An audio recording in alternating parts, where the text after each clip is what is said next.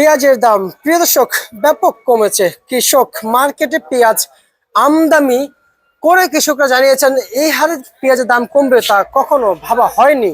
প্রিয় দর্শক, ঢাকা শ্যামবাজারে আমদানি প্রচুর পরিমাণ থাকে, বাজার একটু কম। আজকের পেঁয়াজ রসুনের পাইকারি বাজার তালিকা যুক্ত হচ্ছে এই বিষয়ে জানতে কৃষকের কাছ থেকে আজকে জানার চেষ্টা করছি। আসসালামু আলাইকুম। ওয়ালাইকুম আসসালাম। কেমন আছেন? আলহামদুলিল্লাহ ভালো আছি। আমরা একজন ভুক্তভোগী, যারা কৃষক তারা তো সবই ভুক্তভোগী, আমরা যা শুনতে পাচ্ছি। তাই আগে ভুক্তভোগী বললাম আর কি। ভুক্তভোগী কৃষকদের সাথে আমরা কি যুক্ত আছি নাকি আপনিও ভুক্তভোগী হন নাই? হ্যাঁ অবশ্যই। আপনিও ভুক্তভোগী? হুম। মানে পেঁয়াজ পেঁয়াজ রসুন নিয়ে আপনিও ভুক্তভোগী? হ্যাঁ। আচ্ছা, এবার আসেন আমি আপনার সাথে একটু একটু জানতে চাই আপনার কাছ থেকে। কৃষি পণ্যের সাথে জড়িত আছেন কতদিন আপনি? আমার জন্মের পরেতে আমি কৃষিগুন্ডির সাথে জড়িত। আপনি একজন প্রকৃত কৃষক, আমি তাহলে আমি বুঝতে পারছি। কিন্তু সরকার থেকে সকল নিম্ন শ্রেণী থেকে পর্যন্ত উপর পর্যন্ত সকল পেশার শ্রেণীদেরকে সরকার কিন্তু কিছু সাহায্য সহযোগিতা করে, দেশ থেকে কি সাহায্য সহযোগিতা পাওয়া যায়। কিন্তু আমার জানা মতে কৃষকদের সাহায্য সহযোগিতা, কৃষকদের দেখাশোনা করা, যেমন কৃষকের ফলন কেমন হইতেছে এবং কৃষকদেরকে সার বিষ কীটনাশক দেওয়া, সেগুলো কি আপনারা পাচ্ছেন? না, পাচ্ছেন না? কোনো প্রশাসন ভাবে কোনো ইউনিয়ন পরিষদের থেকে অথবা উপজেলা এরকম কোনো উদ্যোগই তো আমি দেখতেছি না। আচ্ছা আচ্ছা আচ্ছা আচ্ছা। কৃষক উপজেলা পর্যায়ে কৃষি অফিসাররা কোনো উদ্যোগই নেয় না। সার ঔষধির দাম ডবল বাড়ে, উপজেলা পর্যায়ে যারা আছে এরা তো কোনো মাথা ব্যথা নাই, আরে প্রশাসনের কোনো মাথা ব্যথা নাই। আচ্ছা আমার সবকিছুই উদ্যম হয়ে কিনা লাগবে আর সর্বনিচে বেচা লাগবে। আচ্ছা আচ্ছা আচ্ছা, বুঝতে পারছি। তার মানে আপনাদের ভোগান্তি আছে, শেষ নাই। আমারও তো ভোগান্তি, আমার জীবনটাই হলো ভোগান্তির জীবন। আচ্ছা আচ্ছা আচ্ছা, বুঝতে পারছি। এই যে আপনি একজন কৃষক, আপনার দ্বারা আসলে আমরা অনেক আপনার এই পণ্য পেয়ে আমরা আসলে অনেক আনন্দিত। কিন্তু আপনারা আনন্দিত না, আপনারা ভুক্তভোগী।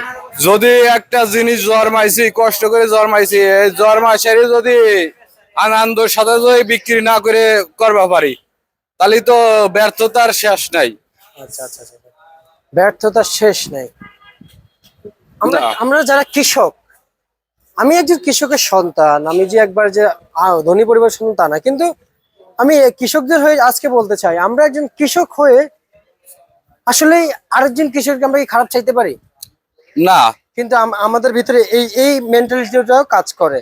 কারণ ও অমুক কৃষক এত কিছু করে ফেললো, এত কিছু পাইলো, আমি পাইলাম না। কিন্তু ওনার যে অভিযোগ, সে তো ঠিক জায়গায় যে অভিযোগটা করে না।